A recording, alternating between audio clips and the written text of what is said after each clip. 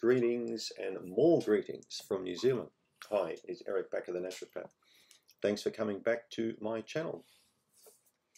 When I wrote my Candida Crusher book in 2013, I think I published it, I've been writing it for about 3-4 years.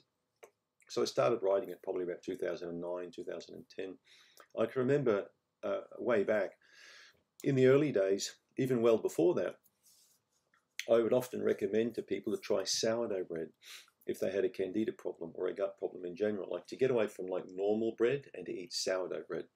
Now at that stage, you didn't really see that much of that kind of information on the internet because everybody said, don't eat bread, it's no good for you, it's verboten. If you eat it, you'll get sick.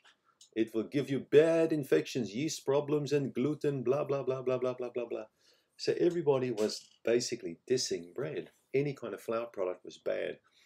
Until someone like me said, hey, hang on a minute, maybe sourdough bread's okay. I found out years ago, years and years ago, even when I was a student, that sour cultures were actually good for the stomach, good for the digestive system. I had this really weird, quirky kind of teacher, basically a guy who trained in macrobiotic cooking, Japanese way of cooking. And he was a student of a guy called Michio Kushi from Japan. So look up macrobiotic cooking if you don't know what it is. It's a Japanese kind of way of cooking. And this teacher was a brilliant guy. Like he actually showed us how to make sourdough bread. This would have been back in the mid-80s, I think, when I was doing some courses. And so I learned about sourdough bread back then. But also this guy taught me to make a dish called seitan. I think it's S-A-I-T-A-N, like Satan almost. And guess what? It's pure gluten, 100% gluten dish. It's true. There's a dish called seitan, a Japanese dish that's 100% gluten.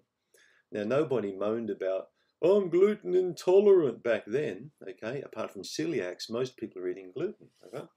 And nobody really moaned about it until the internet started saying how bad and toxic gluten is. Like a few years ago, like I got the impression that I was being attacked by people for recommending that small amounts of gluten were all right in the diet. And I got basically accosted by a doctor a few years ago at a medical conference saying, are you mad?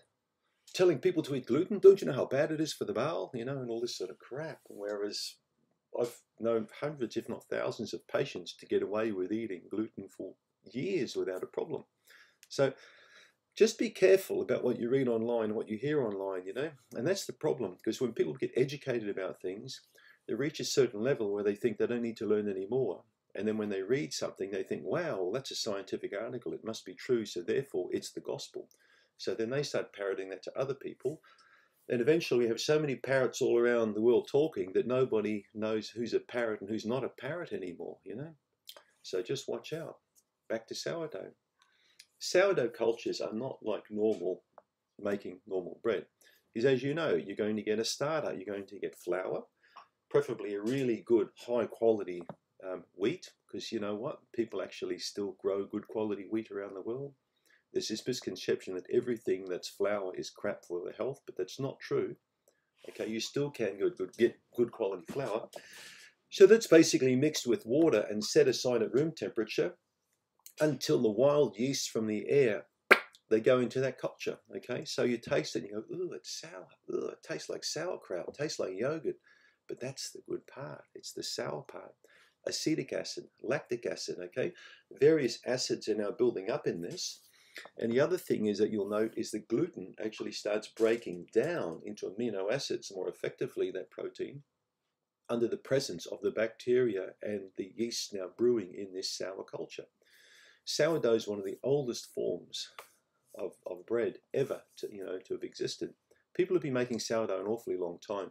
Long before they had iPhones, they had sourdough bread. Long before we had Instagram, you know, and all this memeing crap, we had sourdough bread. In biblical days we had it. No one was moaning about gluten this and gluten that back then. So is it really going to make you feel sick if you've got a yeast infection? Well, it really depends. Some people still insist on having a nice piece of sourdough bread and then putting an inch of strawberry jam on top. Well, that's not a great idea, is it? You know, don't put loads and loads of peanut butter and jam on it and eat it and then, why am I getting bloated and gassy? Oh, see, I told you gluten was no good for me. People often put crap on bread. So If you're really worried about the addition of sourdough bread and you've got a candida problem, here's what you do, okay? You start with a very small piece. You don't start with 5 slices, okay, like some people do. Start with a tiny piece, and we're talking a piece of the size of a matchbox. So maybe try that one day and see how your tummy handles it. Always dip your toe into the bathtub, okay, before you throw your whole naked body into it and then realize it's way too hot or cold, okay? Same thing applies with the Candida diet. Don't just eat 10 slices of bread the following day and say, see, told you gluten is no good. Go slowly, okay? You'll find that when you start adding sourdough bread into your diet, small amounts, and build it up, just like I've done over the years with sourdough and yogurt and sauerkraut in these cultures, you can soon work out what your tolerance level is, how much you can get away with, and also how it's affecting your gut. And you'll find, lo and behold, that it's probably going to be perfectly fine, okay? Especially if the sourdough culture is good and it's been made properly. So there are a lot of beneficial yeasts in the sourdough culture that can, guess what, help you counter candida, okay? So as crazy as it seems, sourdough bread is actually very healthy for the body. I wouldn't quite put it in the same ballpark as sauerkraut, but it's still an excellent food to eat. Small amounts, regularly. I like it nice and thin, a slice of it. Don't eat a lot of bread myself, but if I do, it'd be sourdough. So is it good with candida? It is for the majority of people, providing they understand, when to put it into the diet, when not to have too much of it, and more importantly, what they're putting on top of it. So if you're going to have sourdough bread, for goodness sakes, have it maybe as a chicken salad sandwich or something like that. Just be careful what you put on it, because it's not really a great idea to put a lot of sweet stuff on top of bread. Many people are tempted because of the sour taste to have sweet with it, and that's what can cause problems.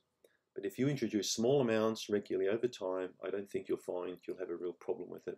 And sourdough bread is a delightful food to eat, all right? So just watch out for the naysayers, because there's plenty of them out there. Thanks for tuning in.